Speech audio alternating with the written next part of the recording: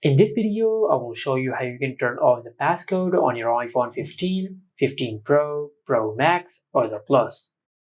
Now to do that, just go to Settings, and under Settings just scroll down and tap on Face ID and Passcode. Now just enter your lock screen passcode. Now to turn off the passcode, just scroll down and you will find the option for Turn Off Passcode.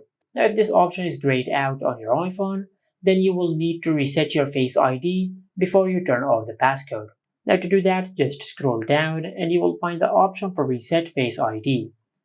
Then just tap on it, and after you do that, then the option for Turn Off Passcode will not be grayed out. Now just tap on Turn Off Passcode and select Turn Off.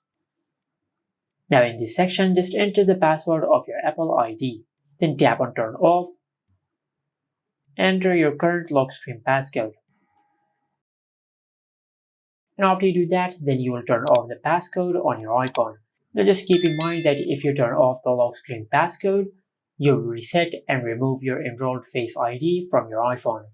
And this is it. Make sure to like, comment, and subscribe. Thank you for watching.